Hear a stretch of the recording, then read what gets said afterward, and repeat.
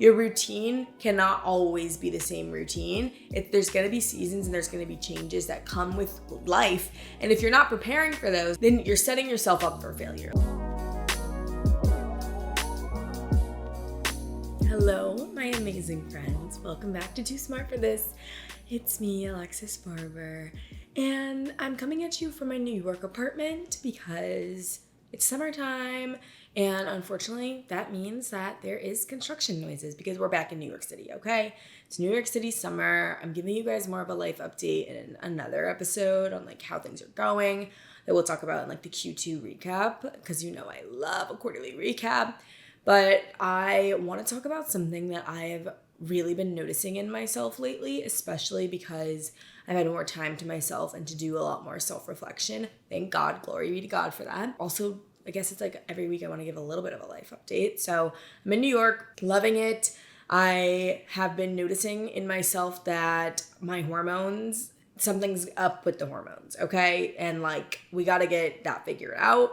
I've also noticed that I've had like a lot of wanting to be alone and sort of like be like a hermit lately. Like I'm such a social butterfly typically. Like I love to go out, I love to be with people, but I need like alone time too. But right now I find myself being really overwhelmed by answering texts and really not wanting to hang out with people. So that sucks. But anyway, in terms of like my summer, it's been going well so far. I'm like happy to be in New York. It's really nice to have control over my schedule and control over my life again. And yeah, I mean, other than canceling my big trip to, I guess I should update that. Well, first I canceled my trip home to St. Louis because a work opportunity came up and I couldn't make both things work. And then I was supposed to go to France this week and I didn't go again just because it didn't feel responsible because I had so much work, like not just content work, but like personal work of wanting to sort of sit with myself a little bit longer. But also financially, if I'm being transparent with you guys, obviously before I went to Wharton, I had a full-time job at Google and that paid for like my lifestyle. And then everything I made as an influencer was like fun money that I could buy things I wanted, not that I needed. And it was kind of like all the money I put into building Two Collective. Now, when it comes to my finances now, my influencer money literally like it is my life and my fun stuff and also helps fund Two Collective because Two Collective makes enough money on its own, obviously. But for when you want to invest in new products, like I do right now, placing big orders for new types of inventory. That on top of like paying social media managers and like paying for, like shipping and all that stuff. Like I want to invest the money I make from influencing into like the fun brand campaigns and stuff that I want to do and to like scaling the business. And I think when you're scaling something, it takes a lot more investment. And I didn't want to go to the south of France because I just felt like, I could use that money to like scale my business and I could use that time to focus on it. So I'm not going anymore, but that's fine with me. Although it does look really nice and it does feel like everyone who ever existed is in the south of France right now. It's fine. It's fine. I don't care.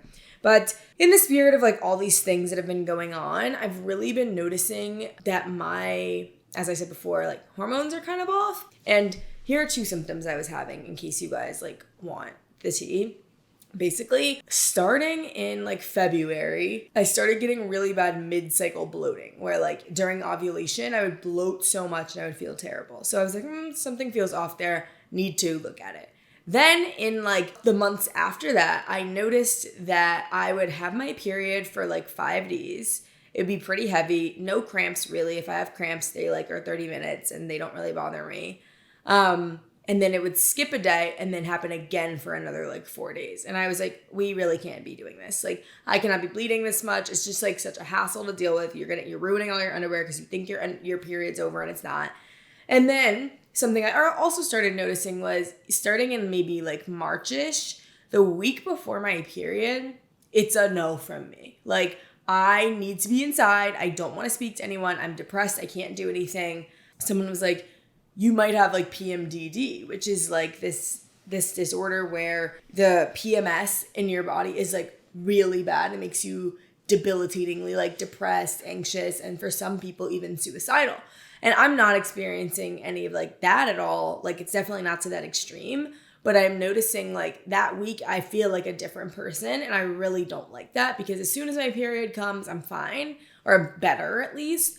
And so I just was like, oh, this is really frustrating. So I knew that no matter what, something was going on and I needed to really go back to the basics with my hormonal health.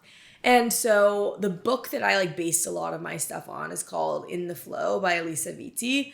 And in it, they talk about not just how to like heal your cycle and stuff, but also about when you move in the rhythm of your cycle, that's actually the superpower you have as a woman. It's not something that's holding you back. So when you know that like during your follicular phase, you can do this, and during your ovulation phase is best time to do this, and then you can sort of plan your life a little bit better. And it's really lucky for me because obviously I have a job that's more flexible, but I noticed this so much that like there are 3 weeks of my cycle where I'm not like in that like depressed state. I can do so much more. And then that week of, I really used to beat myself up for being like, I'm so inconsistent. Like, why is my mood changing? Like, why am I like this? Like, I can't do anything I said I was going to do. And instead of thinking about it that way, I was like, wait, during my luteal phase, I know that hormonally, this is just what happens. So I kind of need to just like embrace that and change things around and like have that week be a week where it's like, I'm not going to expect those things out of myself that I would during a week like ovulation when I know I'm going to be way more social and way more creative and way more excited about things.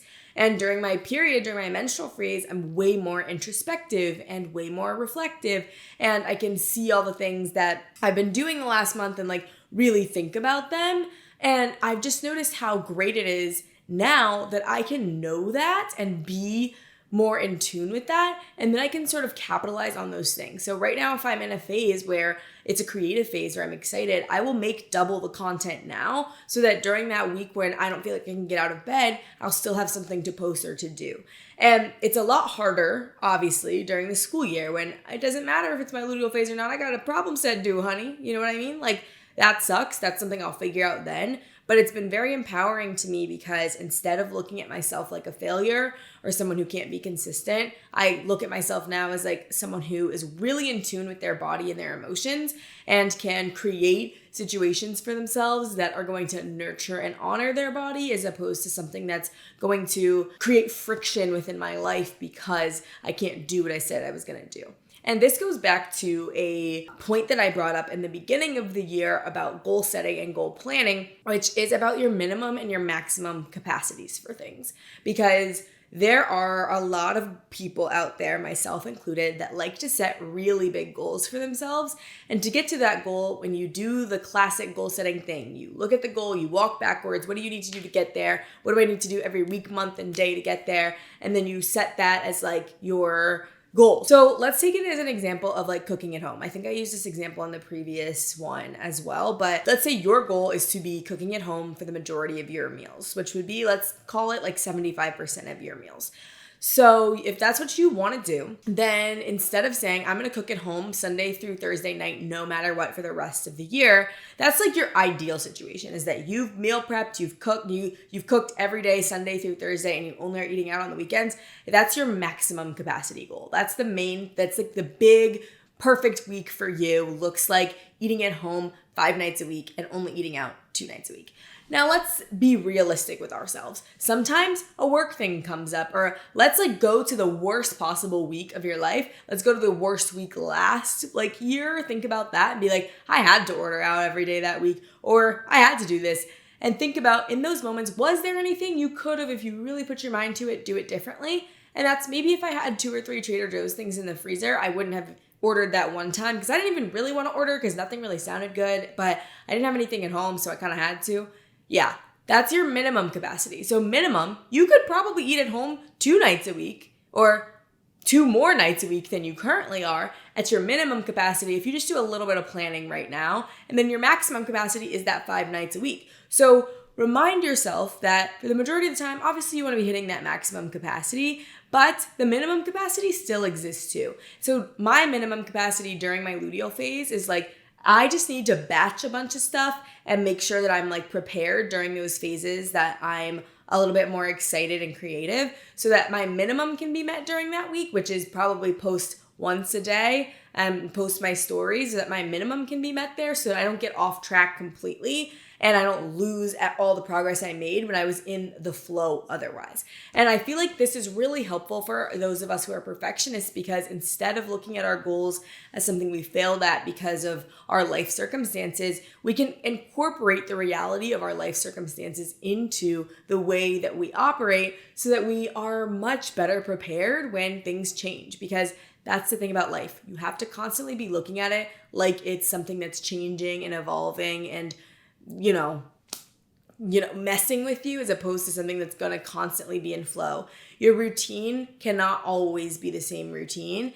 There's going to be seasons and there's going to be changes that come with life. And if you're not preparing for those and if you're not being honest with yourself about how you react to those things, then you're setting yourself up for failure. Like you're genuinely setting yourself up for failure because imagine like expecting like your child that's growing up at the ages of 2 and at the ages of 4 to have the exact same routine every day because you just want them to have that routine. Like your life in 2 years from now is not going to look anything like the routine you have right now. And the things you do, like the discipline that's necessary, maybe that'll go with you, but your life's going to look different. And so you have to make space for that. And having a minimum and maximum capacity, I think really helps you take into consideration what your goals are and give yourself more time to be proud of yourself because you're like, oh, I hit my minimum this week, but next week seems like it can be a maximum week, That really just helps you build your own confidence in a much healthier and better way. So what this also means is that you have to return to your mission and your why for what you're doing a lot more often because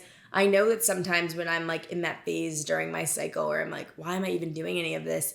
I have to go back to look at my journal, go back to look at my notes app, go back to look at my phone to see why do I care about this? Because sometimes your mind just goes blank because you're so overwhelmed by things.